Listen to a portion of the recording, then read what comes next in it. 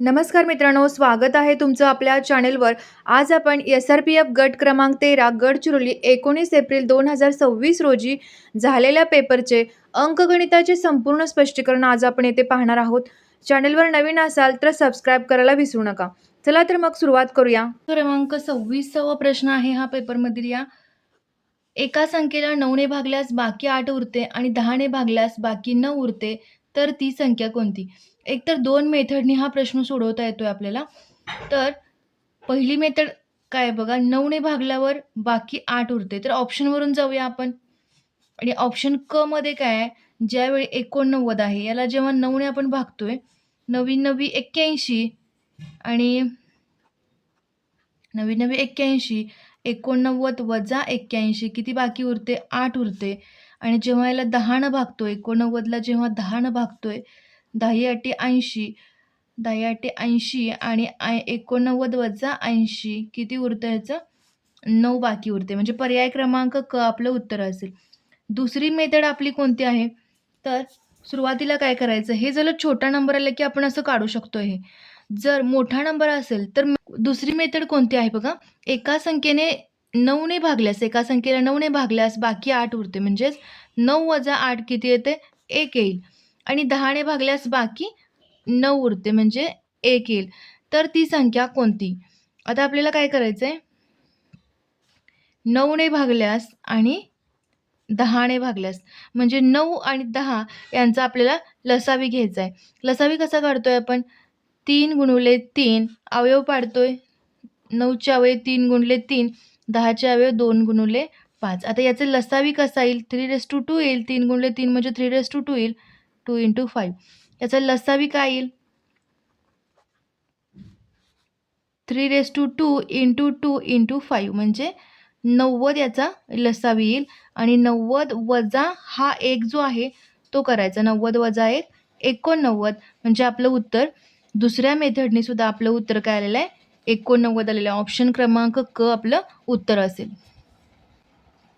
प्रश्न क्रमांक 27, 35 व 54 यांचा मसावी किती? आता 35चे अवयव काय येईल?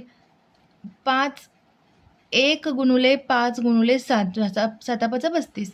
54चं काय येईल? अवयव येतील 1 गुणिले 3 त्रिक 9 9 त्रिक 27 27 दोन्ही 54. यात आता सामायिक अवयव कोणते आहेत?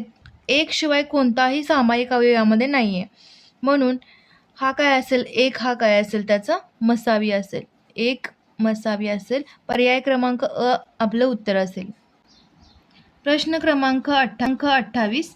प्रश्न क्रमांक 28, दोन संख्यांचा गुणाकार 225 आहे. त्यापैकी एक संख्या 14 असल्यास दुसरी संख्या कोणती? दोन संख्यांचा गुणाकार काय दिलाय? पहिली संख्या 14 आहे, दुसरी x आहे असं मानूया. आणि त्यांचा गुणाकार काय आहे? 224. म्हणजे 224 भागिले 14 आपली ती दुसरी संख्या असणार आहे. 14 एके 14, 14 सक्क 84. x काय आलं? 16. पर्याय क्रमांक ड आपलं उत्तर असेल. प्रश्न क्रमांक 29, 20 चित्रे बनवण्याकरता 30 मिनिट लागतात, तर 12 चित्रे किती मिनिटात बनणार? तर 20 चित्रे 30 मिनिट लागतात, तर 12 चित्रांना किती वेळ लागेल? जास्त चित्रे तर जास्त मिनिट वेळ लागणार आहे त्यांना. म्हणजे डायरेक्टली प्रोपोर्शनल आहे. डायरेक्टली प्रोपोर्शनल असताना आपण काय करतोय? तिरकस गुणाकार करतोय, बरोबर. तर 18 मिनिटे आपले उत्तर असेल. अतिशय सोपा पेपर आहे हा. 2026 मध्ये जितक्या पोलीस भरतीच्या एक्झाम झालेल्या आहेत, SRPFचे आपण थोडे पेपर घेतलेले आहेत, त्यामधील सर्वात सोपा क्वेश्चन पेपर आहे हा. 18 मिनिट याचं उत्तर असेल. प्रश्न क्रमांक 30, एका गावाच्या लोकसंख्येत 5% वाढ होऊन ती 8190 झाली, तर वाढ होण्यापूर्वी त्या गावची लोकसंख्या किती होती? सुरुवातीला लोकसंख्या x असं मानूया. 5% वाढ झाली म्हणजे आपण काय लिहितोय? 105 भागिले 100. आणि वाढ झाल्यानंतर आपलं उत्तर जे आलेलं असणार आहे ते काय असणार आहे? 8190. तर आपल्याला x फाइंड करायचा आहे. x बरोबर काय येणार? 8190 गुणिले 100 भागिले 105. 5 दोन्ही 10 0, 5 1 दोन्ही 10, 5 एके 5, 21 त्रिक 63, 18 आणि 21 9 189. 390 असेल हे. 390 गुणिले 20, 7800 एक्सची व्हॅल्यू असेल. 7800 पर्याय क्रमांक ब आपले उत्तर असेल. एक काम 7 माणसे 4 तास काम करून 30 दिवसात संपवतात, तर तेच काम 6 माणसे 5 तास काम करून किती दिवसात संपवतील? M1 दिलेला आहे 7, T1 दिलेला आहे 4 आणि 30 दिवसात संपवतात म्हणजे D1 दिलेला आहे 30. तर तेच काम 6 माणसे म्हणजे M2 दिलेला आहे 6, T2 दिलेला आहे 5 आणि आपल्याला D2 काढायला सांगितलं आहे. मग M1 D1 T1 is equal to M2 D2 T2 हा फॉर्म्युला असेल. आता फॉर्म्युल्यामध्ये व्हॅल्यू पुट करूया. 6 × 5 × D2. आता D2ची व्हॅल्यू काय येईल?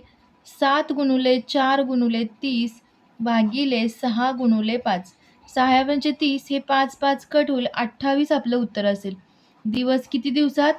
6 माणसे 5 तास काम करून ते काम 28 दिवसात संपवतील. पर्याय क्रमांक अ आपलं उत्तर असेल. प्रश्न क्रमांक 32. यापैकी लहान अपूर्णांक कोणता? आता इथे आपण कंपॅरिझन करतोय. पहिला अपूर्णांक कोणता आहे? 7/2, दुसरा आहे 16/5. यांचा तिरकस गुणाकार करायचा.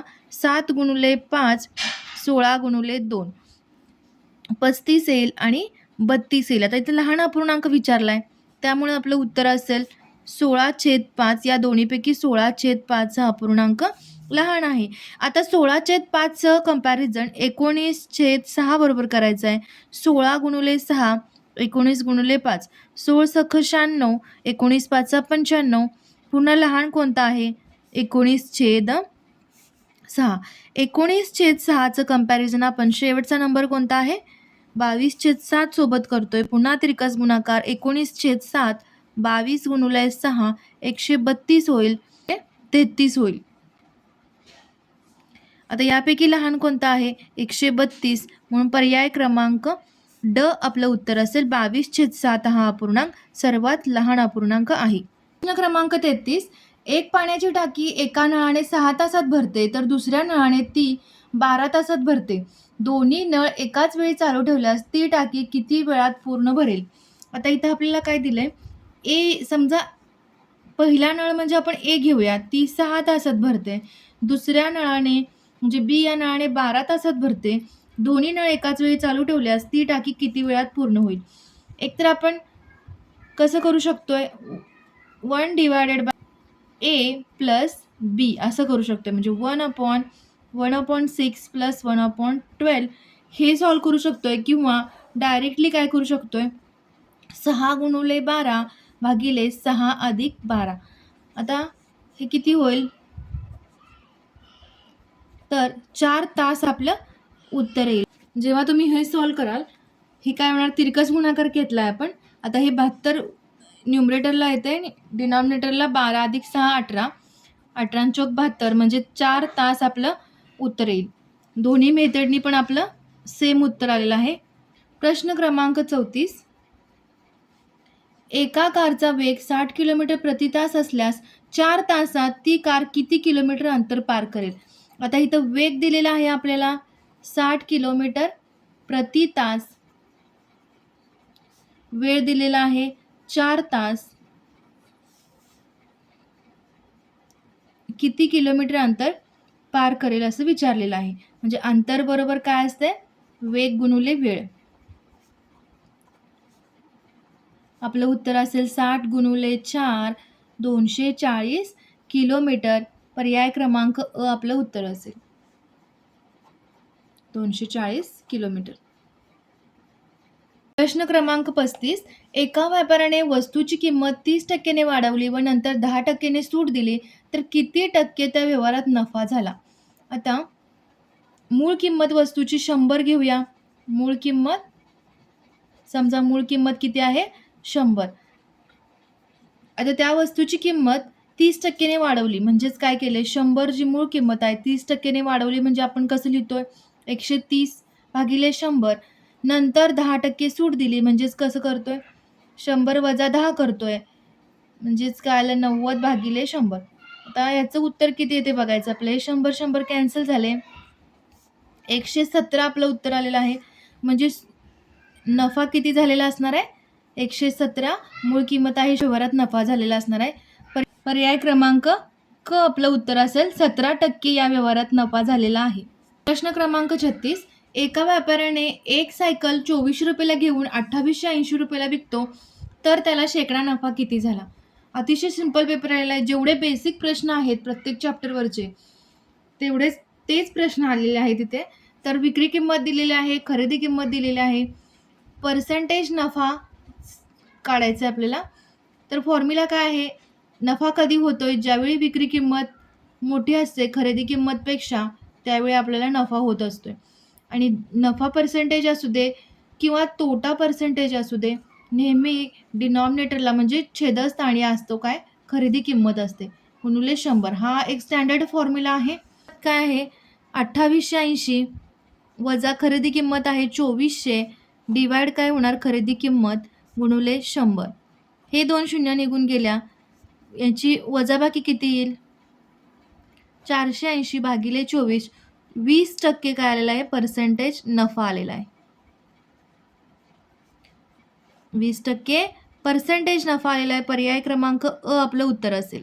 दोन संख्यांचा गुणाकार 2250 असून त्यांचा मसावी 15 आहे, तर त्यांचा लसावी किती असेल? आता या प्रकारचे प्रश्न आपण आपल्या चॅनलवरती पाहिलेले आहेत. दोन संख्यांचा गुणाकार फॉर्म्युला आहे, याचा फॉर्म्युला पण सांगितलेला आहे. दोन संख्यांचा गुणाकार बरोबर त्यांचा लसावी गुणुले त्यांचा मसावी. इथं आपल्याला काय काढायला सांगितलेलं आहे? लसावी काढायला सांगितलेला आहे. मसावी दिलेला आहे, लसावी x घेऊया. मसावी दिलेला आहे 15. एक्सची व्हॅल्यू काय येईल? 2250 भागिले 15. 15 एके 15, 15 पाची त्याची व्हॅल्यू आली 150. म्हणजे त्यांचा लसावी काय आलेला आहे? 150. ऑप्शन क्रमांक ड आपलं उत्तर असेल. प्रश्न क्रमांक 38. 225चे वर्गमूळ किती? 225चे वर्गमूळ किती असणार आहे? 15. कारण 30 पर्यंत आपल्याला वर्ग हे पाठ असले पाहिजेत. जर आपण अशा प्रकारच्या कॉम्पिटिटिव्ह एक्झामची तयारी करतो आहोत, तर आपल्याला 30 पर्यंत वर्ग हे पाठ असलेच पाहिजेत. आपलं उत्तर असेल ड. 15 हे 225चे वर्गमूळ आहे. प्रश्न क्रमांक 39. मुख्यमंत्र्यांनी आपल्या मुख्यमंत्री निधीतून नेतेकर विद्यालयास 3,50,735 रुपयाचे संगणक आणि 22,500 रुपयांचा दूरदर्शन संच दिला, तर एकूण किती रुपये खर्च आला? सिंपल ॲडिशन करायचे आहे. 3,50,035 रुपयाचे 735 रुपयाचे संगणक आणि 22,500ची ॲडिशन केलेली आहे. टोटल खर्च किती आलेला आहे? 3,73,235. पर्याय क्रमांक ब आपलं उत्तर असेल. तर हे होते SRPF गट क्रमांक 13 गडचिरोलीच्या पेपरमधील प्रश्न. लक्षात ठेवा मित्रांनो, मैदानावरच्या कष्टासोबत लेखी परीक्षेचा सराव तुम्हाला मेरिटमध्ये घेऊन जाणार आहे. व्हिडिओ आवडला असेल तर लाईक करा आणि भरती करणाऱ्या ग्रुपमध्ये नक्की शेअर करा. भेटूया पुढच्या महत्त्वाच्या लेक्चरमध्ये. थँक्यू.